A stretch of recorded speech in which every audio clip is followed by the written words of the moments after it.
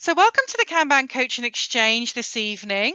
We're very fortunate to be joined by Jim Benson and Karl Scotland, who are legends in the Kanban industry. Jim's obviously famous for many things, but he also wrote about personal Kanban and catalyzed a lot of thinking and change many years ago. I can also credit Karl for trying to introduce Kanban to me 17 years ago. And I just remember saying continuously, but I just don't get it, Karl. And look at me today. But maybe my little Scrum heart wasn't ready to hear about it then.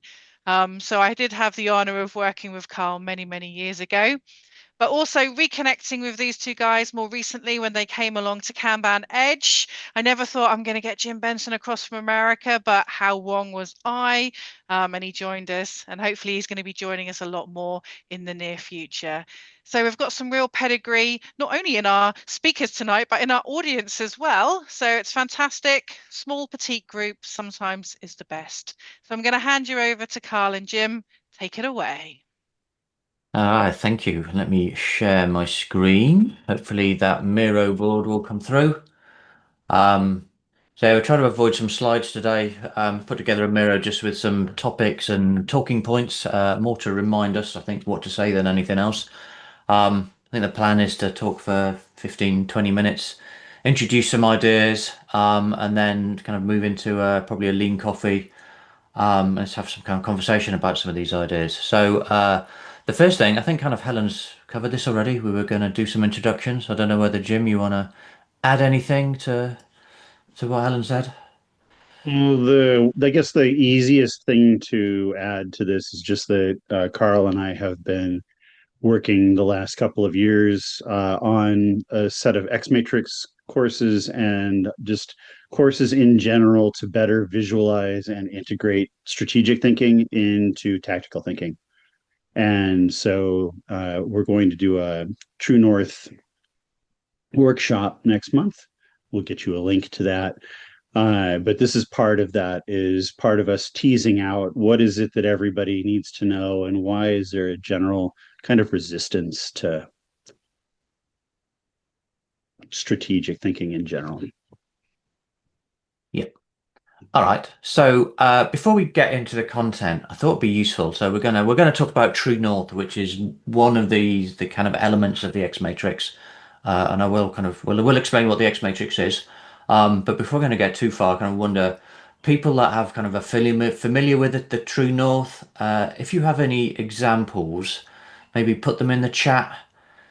If people kind of have used a True North or kind of have an idea of what a they think a good True North look like. It's just kind of curious to what people's experiences and what people have done with True North in the past. So I'll just give you a minute to see if anything pops into the chat.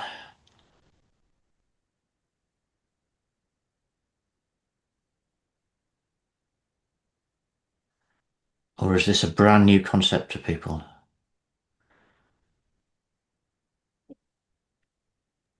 I've seen it done, but I've never seen it done well. Yeah. That's why we're doing this. Okay.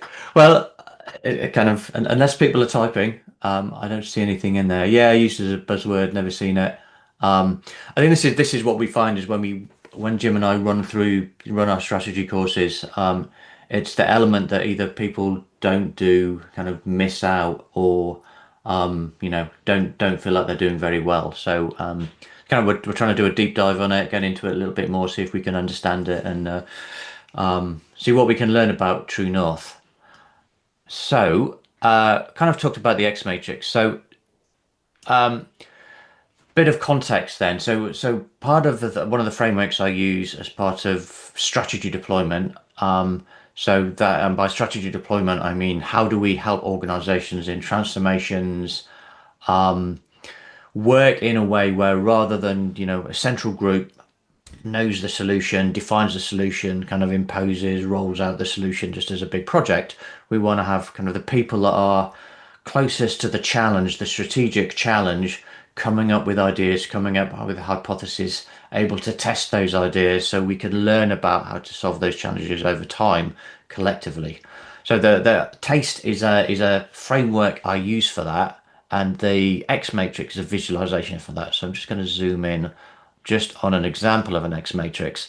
So you have true north, that's the T, aspirations down the bottom, strategies on the left, tactics at the top, and evidence on the right.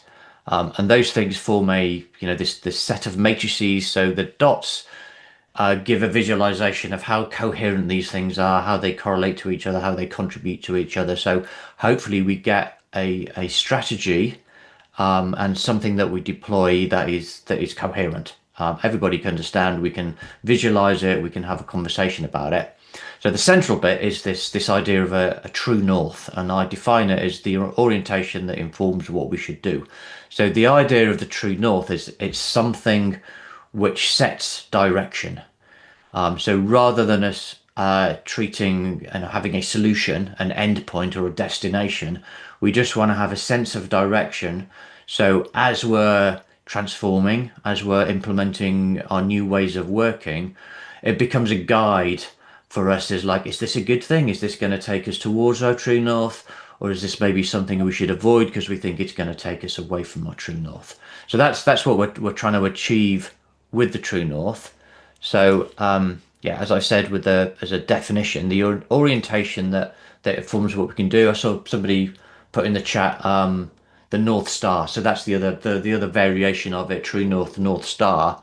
The way I like to think about the metaphor there is when you're navigating by the North Star, you're probably not trying to actually get to the North Star. That's not your destination, but it gives you this sense of direction. Similarly, true north is unless you're literally trying to get to the North Pole, that's not your destination. So somebody need to go on mute. Perfect, thank you. So yeah, we're trying to use it just to kind of create that initial alignment to help people understand what direction we're going in, what's going to be a good choice versus what's going to be a bad choice. Jim, do you want to talk about the linkages? Jump in. So one of the things that's most interesting for me when working with teams, whether they're using a Kanban or they're using something more involved like an Obeya, is that the leaders will show up and they'll say, here are the things we want. Those things that the leaders want will feel completely out of context because they're usually higher level, they're usually strategic, and they're usually not entirely thought through. So they're a combination of true north aspirations and strategy, and then they're turned into demands, which feels like a tactic. And so one of the goals here is when you're visualizing your work to be able to see how any given task that you're doing translates back to the tactic, then from there back to whatever number of strategies that might relate to, and then whatever aspirations that might relate to, and then of course the true north. And then when that happens, when you visualize that whole loop, when you can see the relationship between what you're doing now and what's important, your solutions to things tend to actually honor the complexity of certain complex tasks. They honor the weight of the decisions that you make, so that you're not so cavalier about them. And you're able to communicate your actions back to leadership or management or whatever we want to call them, because you actually understand the full narrative of your work. Yeah, and that's what these dots in the corners of the X matrix are visualizing those linkages. So the tactical, that day-to-day work that we're doing is that tactical work. How does that link to our strategies? How does that link to the ways we're measuring progress in terms of evidence and ultimately our higher level aspirations? And all of that should lead us towards our true north. Little bit of theory in terms of intent. I kind of really like the work of Stephen Bungay, who wrote a great book called The Art of Action. A couple of models. One that he talked about is this. You might have seen this from this visualization of it, or this kind of drawing of it from Henrik Nieberg. The idea of aligning or having alignment and autonomy. So rather than thinking of alignment and autonomy as two kind of opposite ends of a scale, where you can only get alignment if you tell people what to do and don't give them autonomy, or if you give people high autonomy, they're going to go crazy and chaotic, and therefore you won't get any alignment. Bungay talked about, and I think it comes from von Moltke in the Prussian army along, 19th century. You can have both. So if you give people high alignment, and you give people real clarity of intent, then you can give them the autonomy, or they can have the autonomy to figure out themselves how to meet the intent. So true north is one way of creating that alignment, that sense of direction, so that we can then give people the autonomy to figure out how do we get there. So the metaphor that Henrik used in this visualization, this kind of image, is of crossing a bridge. So if we just say build a bridge, we're kind of aligning people, but we're not giving the autonomy to figure out how to cross the river. Equally, if we kind of think that, well, we know we want to cross the river, but we don't actually tell anybody of that, there's no alignment, and who knows what people are going to be doing. So we want to try and get to that high alignment, high autonomy place, and that's what True North is doing. And then the other model that Bungay has is what he calls directed opportunism. So he talks about outcomes, plans, and actions. We want to achieve some outcomes, some successful outcomes. To achieve those outcomes, we put some plans, make some plans, put some plans in place. We put those plans into action. And then once we put those plans into action, we will get some outcomes. And in the ideal world, the perfect plans, perfect actions lead to our desired outcomes. What typically happens is we have these gaps. The knowledge gap is we don't know everything in order to make the right plans. So we have the knowledge gap, the difference between what we'd like to know, what we need to know, and what we actually know. Then even when we have plans, people put those plans into action in ways that we can't imagine or don't imagine. So there's alignment gap, the difference between what we want people to do and what they actually do, and then the effects gap. Even if the people put the plans into action in a perfect way, we don't get the results we want. So the effects gap, the difference between what we expect to achieve and what we actually achieve.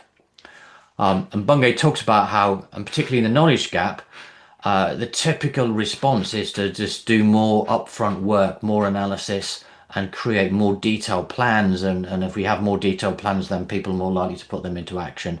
And therefore we can then micromanage people to make sure that we get the outcomes. And what we need to do is the opposite. Actually, because we know we can't do everything, to close the knowledge gap, or to deal with the knowledge gap, that's where intent becomes really important. So this idea of intent and using true north, so that's kind of the first question around, if you have a good true north, is it intention revealing? Does it kind of really give people and communicate the intent of what we want to achieve, what outcomes we're looking for, what's going to be a good result? Or green Jim, stickies. the green stickies are yours. That's right. So in that knowledge gap, alignment gap, effects gap, what tends to happen with almost every team is that there's information starvation of one type or another going on. That people are overworked, people's work is underdescribed, and the work of the organization as a whole is hidden from the team. So the team doesn't quite know how their work fits in with things that are going on elsewhere.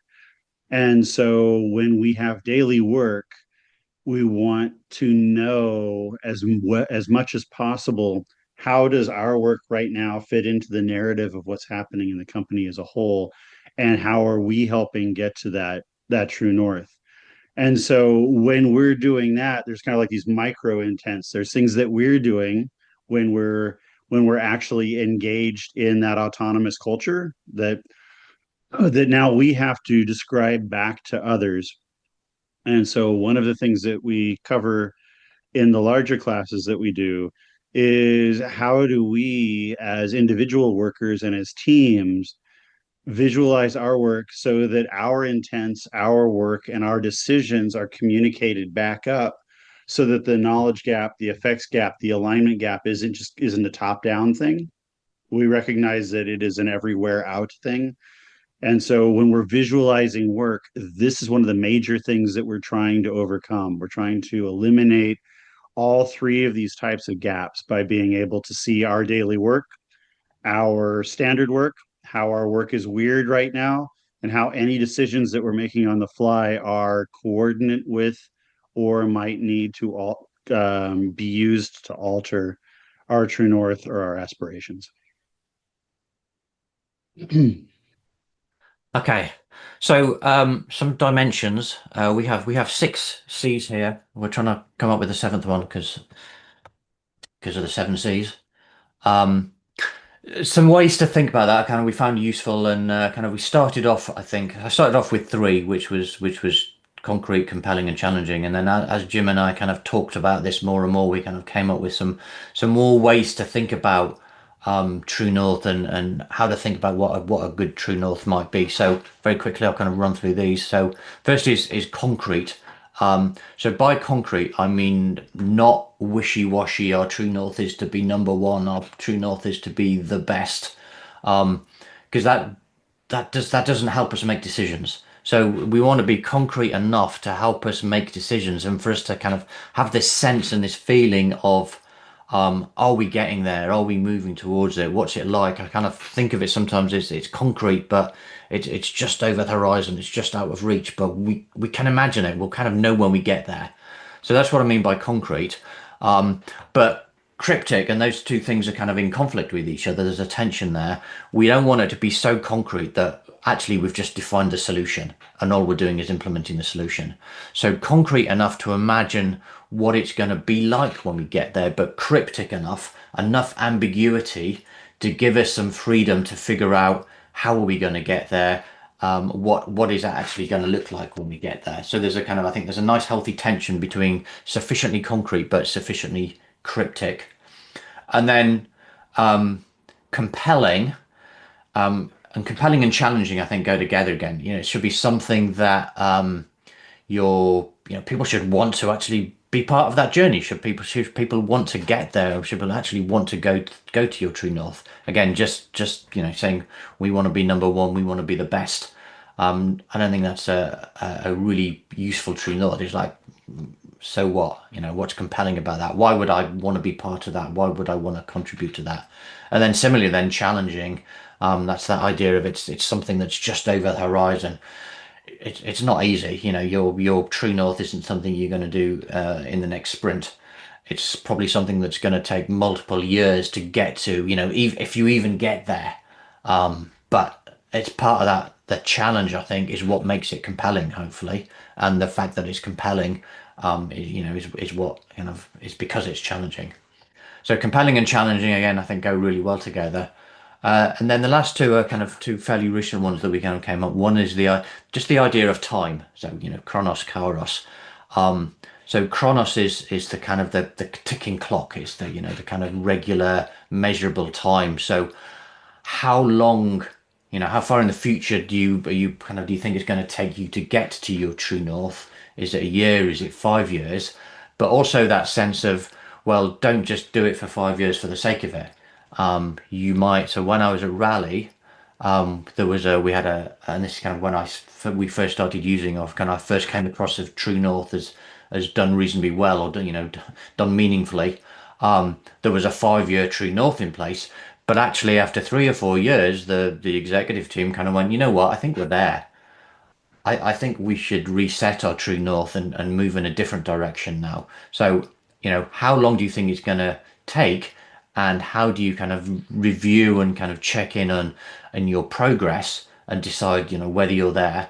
And then Kairos is more the kind of the sense of the right time.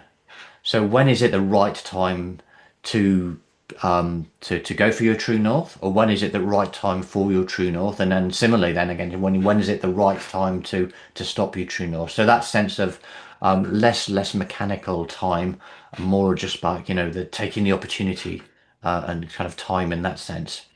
And the last one is the cultural aspect of true north. So how well is your culture aligned to your true north? And if you put a true north in place that's just not aligned to your culture, it's not going to probably it's not going to be compelling. People won't want to go on that journey, or people will just not make that journey. I'm going to pause there, Jim. Do you want to add anything to any of those Yeah. dimensions? So I added the black sticky that just says enough at the beginning of this. And this is one of the reasons that people find True North difficult, is because you're not able to say, like, as a company, I desire awesomeness such that I may become awesome. It's not, there's not a user story format for for a True North. And so from our perspective, that makes them stronger because they are flexible. But because there isn't that, oh, I now recognize that it fits this format so that it's done, and I can move on, it becomes very difficult for people to start creating a True North, because they don't know what concrete is enough is, what cryptic enough is, what is compelling enough, what is challenging enough, what is the role of time and temporality in what we're defining here. And so it's True North is the fuzziest of these things. So if it's like a dial and it starts in the middle and it turns all the way around to the numbers, you get more defined as you go around the X matrix, and the lack of handholds here makes it hard for people to get started. Yeah. So one of the exercises, when I initially started with the idea of kind of just concrete, compelling, and challenging, I used to make a triad out of that. And the idea is, ask people, given your True North statement, where does it sit within this triangle triad of concrete, compelling, challenging? And then you can have some conversation about, well, hey, we don't think it's compelling. How might we make this more compelling? Or if you might kind of decide that it's too concrete, well, how can we make it a little bit cryptic without making it too cryptic and too ambiguous? So there's no magic formula for this, and Jim and I are desperately resisting creating a template for it. But I think they're useful things to bear in mind. Which kind of leads into scopes as well. So I've called this scopes. I don't know whether scopes is the right word, but how does your True North relate to you personally, or to the individual within your organization? How does it relate to your business as a whole?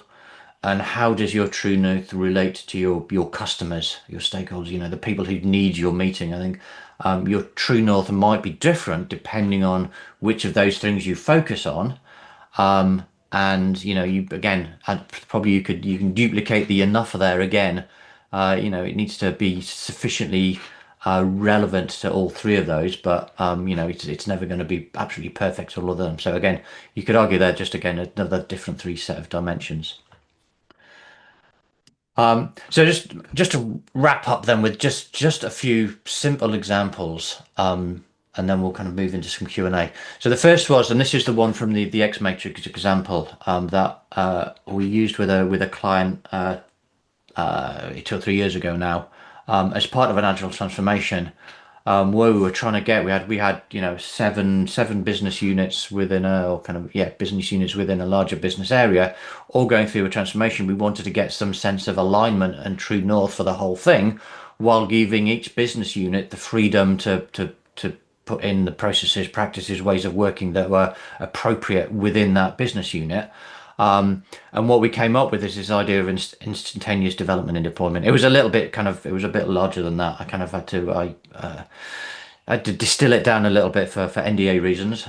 But we talked about this idea of this, a customer coming and asking for a new feature or some new functionality, and just being able to write some code while the customer's still sitting next to us, develop it and deploy it and have it in production, instantaneously.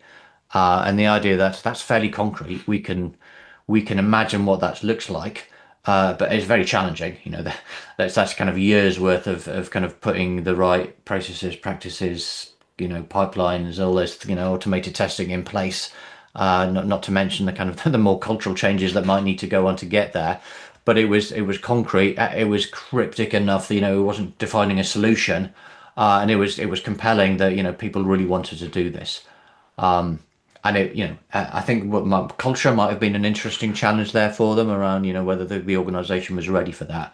But it kind of really kind of gave people across this, big area of the business some strong alignment. The other example I like to use is the old landing a man on the moon and returning him safely. And the follower of that has by the end of the decade as well. I think there's an interesting conversation around, is that too concrete? actually, didn't actually define a plan. It didn't define what the rockets and, what the equipment was going to look like. I kind of think that's, but it was certainly compelling and definitely challenging for people. Had that sense of time to it with the end of the decade. So I think that was kind of I was kind of like that as an interesting example. Potentially, it wasn't defined as a true north, but I think you can look back at it and kind of go, well, maybe that's the intent. It kind of gave that intent and the purpose it was serving. And then another one we used at Rally, and this is an example I use almost as this is a one that didn't work so well. So I had this idea that this was kind of a shorter term true north, and we were going to sail upwind away from the finish line in the next year, so that the following year we could catch the wind and accelerate to the finish line once we kind of gone around the buoy. It was a little bit too cryptic, and people didn't resonate to it. I think the executive team were kind of keener sailors. It meant something to them, but to most people in the organisation, it didn't work. So it's kind of an interesting, I think, example I find of trying to define a new war. It just didn't resonate, and I think mainly because it was just that little bit too cryptic, and maybe we didn't have enough of a culture of sailing there. So that's the content. We've got half an hour left. Do you want to put the Lean Coffee link, and let's what questions do people have? All right, so I've dropped a link to Lean Coffee Board in the chat, and anyone who wants to, I'm encouraging you all to come into the Lean Coffee Board and add topics. We'll give about 3 or 4 minutes for people to add topics, and then we will vote on them. If you haven't done a Lean Coffee before, then I'm very sad. But you're in for a treat. And so this is the best of Jim Benson idea and British technology. It is orange. I always apologize for the fact that it's orange, but come in and drop in anything you want to talk about True North, X Matrix, strategy, Jim and Karl, Holy Crap North, whatever we would like to toss in there. And you can be as silly and fun as you want. I find that the more fun a Lean Coffee is, the more likely it is that it will work. Lost a couple of people.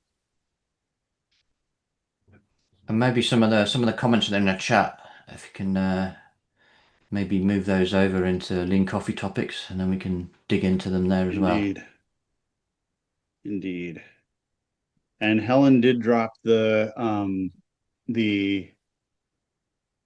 X Matrix class link into the chat, but I'm also going to drop in the True North workshop link into the chat. So Karl and I will be on the 17th of July, coming right up, doing a fun X Matrix short, just focused workshop on that. And you will love it. Okay, so now that there are things in there, everyone can vote. So please do vote for the things that you would like to talk about.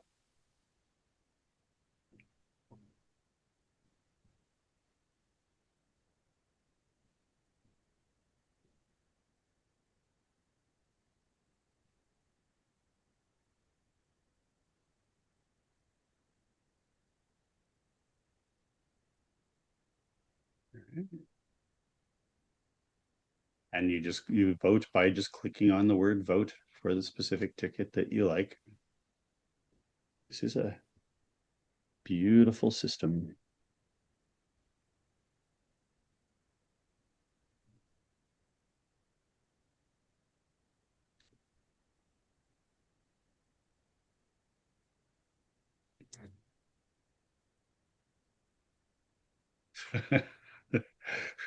It took Liz a while to become decisive, and then she was very decisive. It's been a very long day. I was clicking on the vote button on the flipping Zoom. I have done that All right. before, mostly with Miro. Why has Miro stopped working? 3, 2, 1. And here we are. So we will start off with Helen. We'll start off with a good 5 minutes here. Helen, would you like to introduce your topic, please? So I was just wondering whether you guys had a completed one that is okay to share, so we could get like a bit of an idea of what people include in there.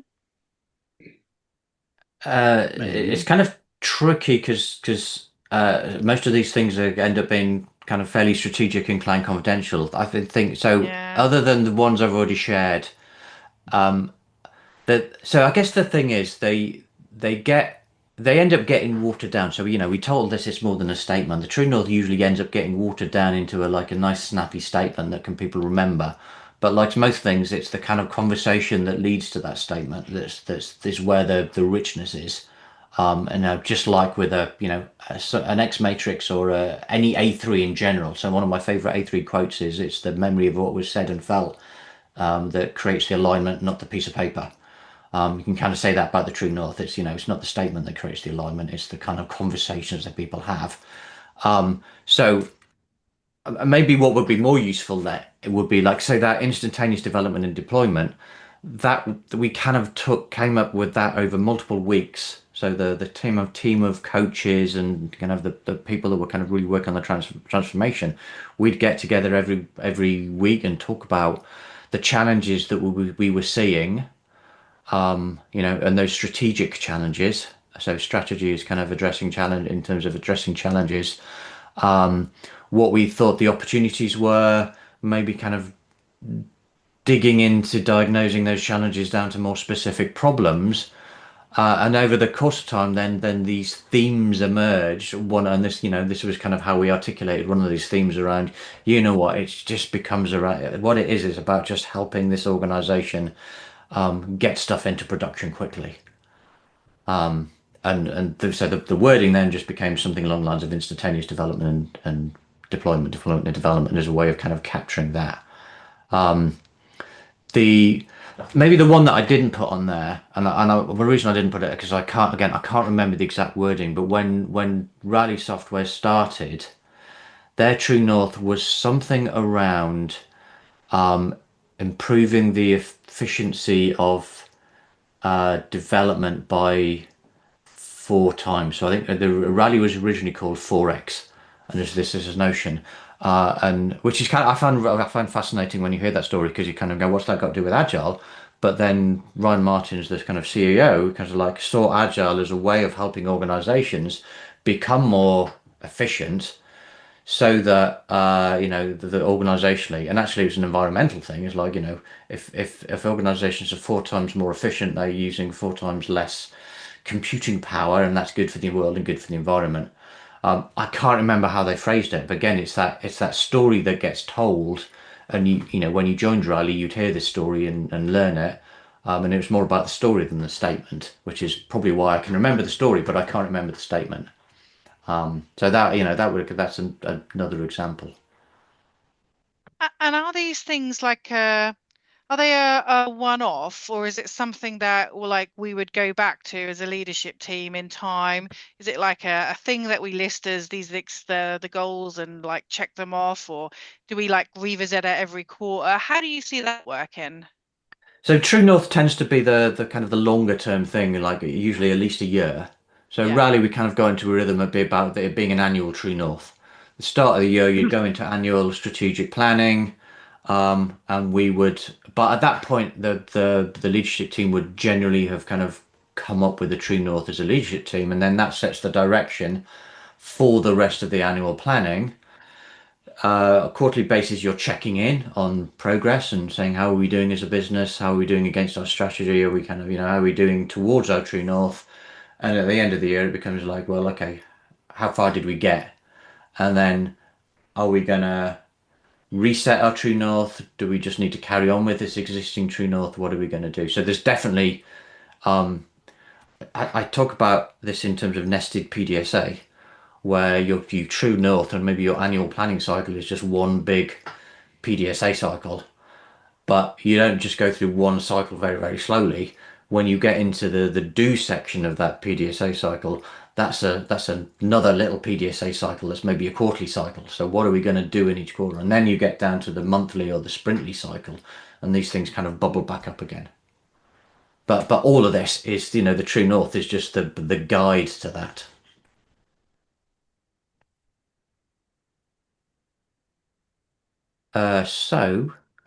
Jim seems to have had to disappear, and he is in No, I'm here. control. Oh, you're there. Okay. I saw the BRB. I didn't see a back. Oh, okay. Sorry. Hold on. I shall leave you to. B. Thank you. Jim. So the only thing that I would add to what Karl said was that for the workshop, one of the things that we've been struggling with, in addition to like the format, like what does one look like, is there a way to convey, quote unquote, a completed one without that completed one becoming a format, becoming something to mimic. So that's one of the challenges here, is to keep them as open and free form as possible. So we've discussed but haven't started working on what would a range of them look like that would convey that information. So because we're tremendously fearful of providing something that is going to make people lazy out and then make crap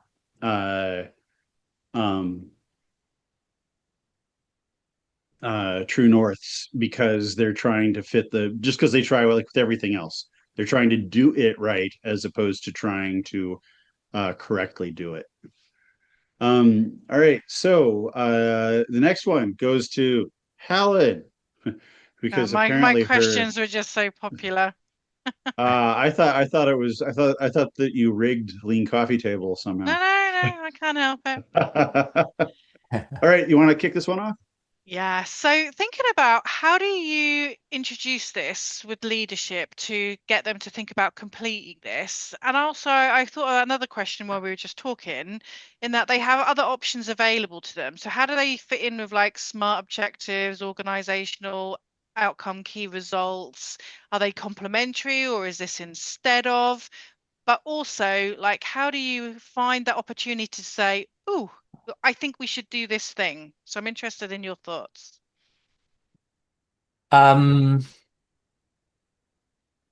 It's definitely complementary with everything. So, I guess, OKRs are, they're the big thing at the moment. OKRs tend to be quarterly or annual, and you have multiple OKRs. I kind of think is like the true north is why these OKRs, why these objectives and not another set of objectives? How do we decide these objectives? Part of that is strategic. Part of it is just like, what are we trying to achieve as a business? So I guess, one of the ways to introduce this is just the old 5 whys. Like, why are we doing this piece of work? Why are these objectives? If we meet these objectives, then what happens? Like, how's this helping us, our organization, move forward to? And then actually, where are we trying to move our organization forward to? So it's usually, it's kind of conversation, a set of questions. And true north, it's just a metaphor. So if people can kind of understand the metaphor, and that idea of kind of direction over destination, that I kind of find that often just kickstarts the conversation. I mean, sometimes just people don't get the metaphor, and they're like, no, this is our goal, and this is what we have to do this year, and success is conformance to plan. But as a I guess in Lean Kanban Agile community, we're trying to move organizations away to that and to being more outcome oriented. So true north is like the orientation aspect of outcome oriented. I mean, sometimes it's just a throwaway thing, and people bite or they don't bite. I try not to impose anything on any organization. It's just a framework, and it's a bunch of ideas, and it helps people think, or it doesn't help people think. think one of I don't the know whether that harder helps or things. not. Yeah, no, Oh. thanks. That helps, Carl. Yeah, I think one of the harder things here is, um, I think it's easy to get them to go off and do a true north. I think it's fairly easy to get them to go off and do a X matrix. I think it's harder to get leadership as a group of people to do this with everybody else. And so that's the harder thing that I've found is when you say completing this with leadership, it's the with part. Giving them this and saying go off on an offsite and do this on your own, or even do this with, me or with Carl or with Helen, that's pretty easy. But getting them to say, wait, we should do this with a cross-functional team of people from throughout the organization, that's still kind of a challenge. And I'm the beauty of Carl's rally stories are that they do come from a company which was very, very dedicated to being inclusive and collaborative across silos and across levels of management. And that's still a message that has been difficult to get across. Yeah. Actually maybe that's the seventh C. It's like does will this true north help people collaborate, or has this been generated collaboratively? The other thought I just had when Jim was talking then is in terms of introducing it, most organizations will have some sort of vision or mission or some high level statement. So true north as a metaphor then can be used as a framing for discussing those things and how useful they are. So, maybe your vision statement actually is a true north statement just under another guise. Or maybe it's just another fluffy set of buzzwords, which doesn't actually help people make decisions. So then you could have this conversation around, well, how does this vision help? Like how does this vision help us decide what we're going to do? How can we use some of the ideas for True North to improve the vision statement? So it's still a vision statement. So you're not, you're just helping them refine something that you already have rather than starting with a blank sheet of paper and kind of giving them something brand new. Awesome. Brilliant. Thank you. All right. I'll go ahead and move that to done. And if anybody else wants to Liz. chime in on any of these questions and conversations, feel free. Oh, absolutely. Liz. Yeah, I'm just curious as to what failed. I always learn more about the ones where, like, what makes a good true north is hard, might be hard to quantify, but I want to know what's bad true north look like.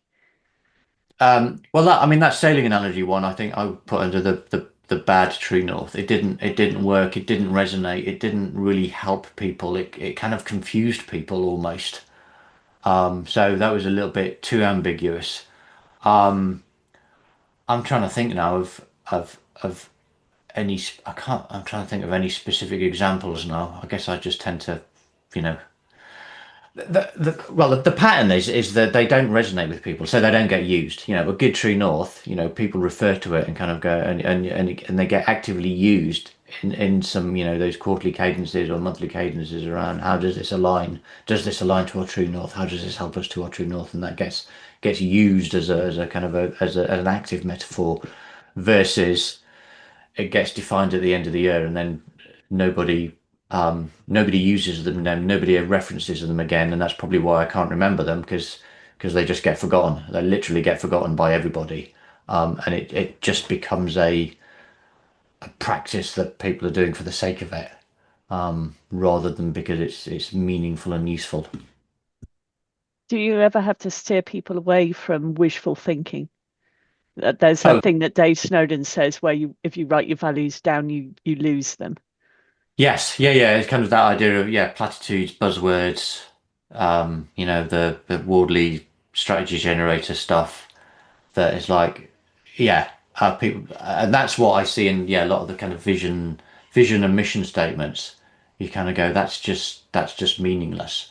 So I think True North kind of becomes a way you can constructively work on those things, criticize those things by using the metaphor rather than just kind of going, that's just crap. So, as soon as you could just tell people their work is crap, they're not interested in engaging. But if you kind of go, oh, how can we take this and use it to kind of have a sense of direction and help people make decisions?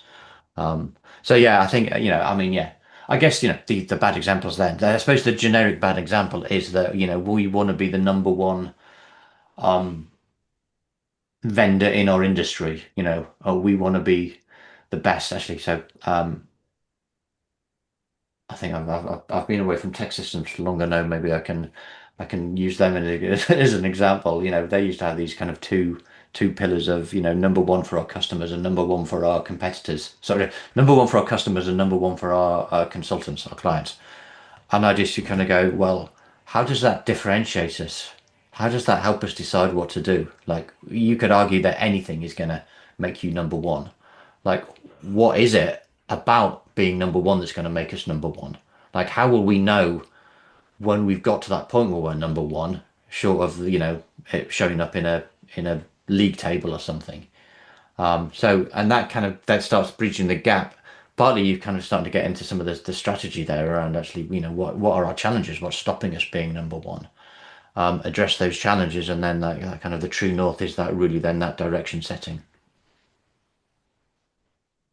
I'm really enjoying. So I'm reading The Crux by Rumelt. He's kind of a newer book on strategy at the moment, where he really talks about strategy in terms of challenge and designing strategy rather than just designing strategy through diagnosis rather than selecting strategy through analysis. I kind of really I liking that distinction. So yeah, you don't just kind of, oh, that sounds like a good true north out of something a consultant came in and told us. Is like, let's explore our context and our situation. I do have I had kind of conversations. David doesn't like the true north metaphor. I think because he takes it too literally as a destination, and I take it more metaphorically as it's just a guiding star. It's not your destination. I suspect there's just differences in the way we're using it or the way we have seen it used. That book's less than £6. I just bought Kindle copy. Yeah, it's good. It's good stories. Thank you. So one of the things that would be helpful is when we do the workshops, when people are doing their eighth or their X matrices, they're doing them in pencil. And so one of the reasons it's hard to pick out the ones that have failed is because they generally fail within like about 5 minutes. And Carl will come by and he'll basically be like, really? And they're like, oh, and then they erase it and they put something else in, and they watch another person's really, and they're like, then they erase it. And he basically becomes the judge on any strategy bake off, and comes in and just tells people it's underproved or whatever. And so I think I might ask for questions rather than judge, but it's much funner to yeah, I know. paint you in a totally negative light. But what ends up happening is that those particular examples end up literally being erased quite quickly and then replaced with something that has more balance in the C's. And so the ones that are thrown out get thrown out pretty quickly because of that. Now, true norths that would be selected and then actually make their way through to implementation, those have probably been created by a small group of people at an offsite and simply are suffering from a lack of vetting. That at least that would be my hope. That would be my hope. All right, we've got 6 minutes left. So this is a fairly open question. All right.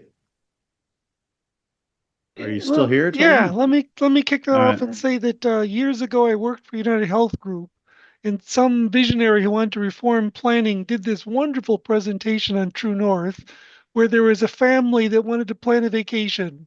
And the boy said, "Oh, I want to go swimming." The girl said, "Oh, I want to go on rides." And the mother said, "I want us to be all together." And the father said, "I want to be outside." So they planned this trip to this resort.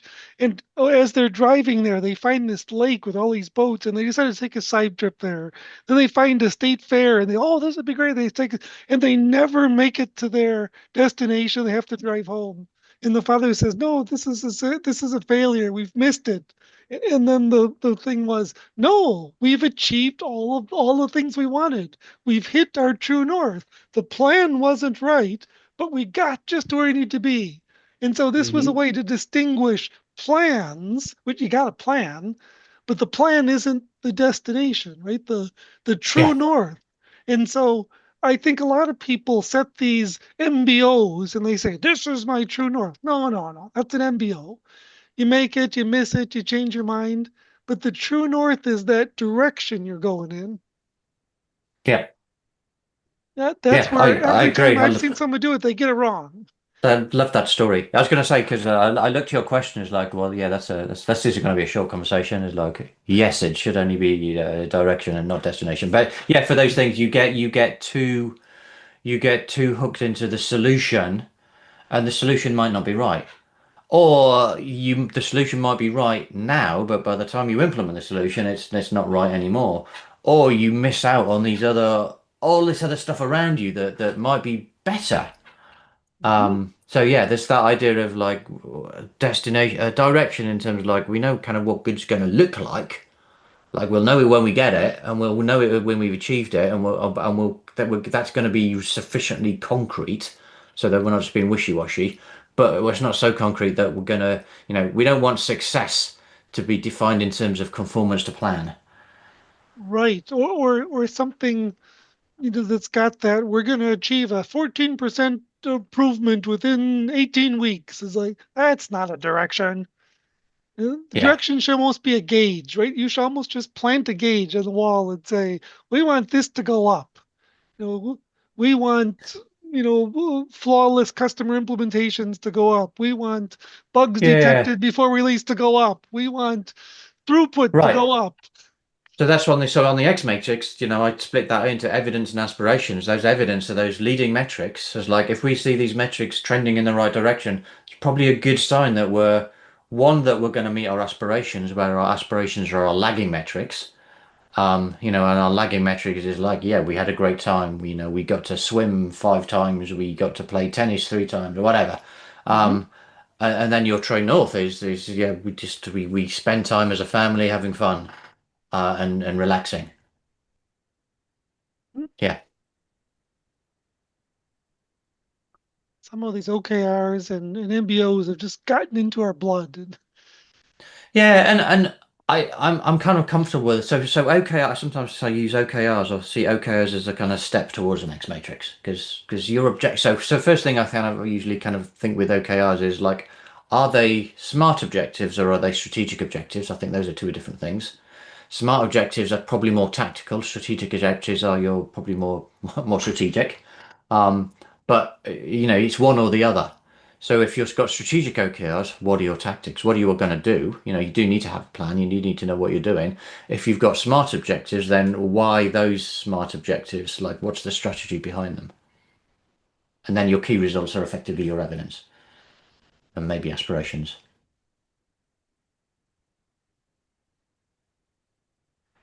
Just kind of reading Kevin's comment in there. I'm trying to work out, is it a comment or a question? Kevin, do you want to add anything to that?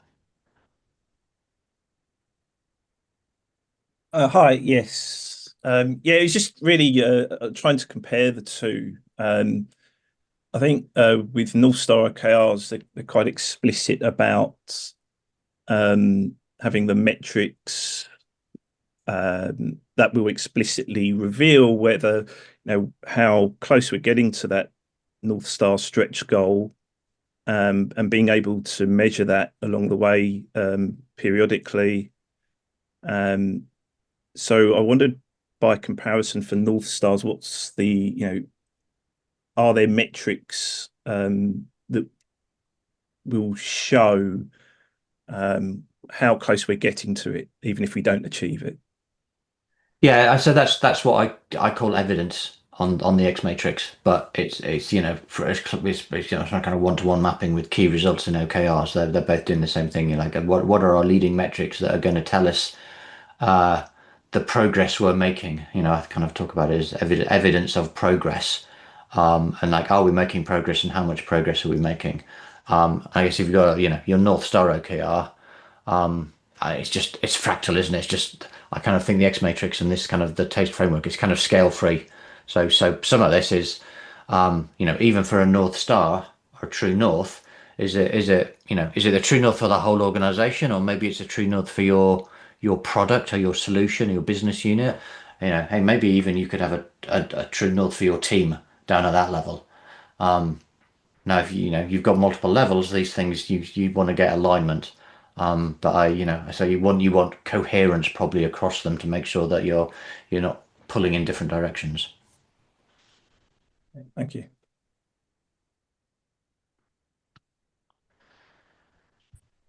All right, I think we might be out of time.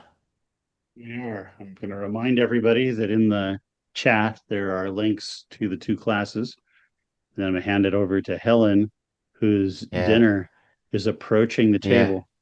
I was going to make one final comment, because I feel bad for Louise, who's one Same, I felt question bad is as well. sitting there. Go for it. So a really quick answer is like, it's that kind of scope thing. But I think it just follows on from what I just said, is like, anyone can use it.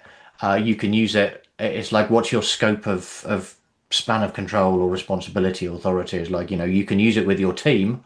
For a team, like, just to set the alignment with your team. You could do it with a business unit. You could do it with your senior leadership. Who can you engage with? Who can you have those conversations with?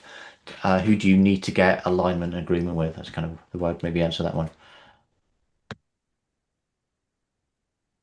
Hope that helped, Louise. Quick question. Do you ever see anybody make them public?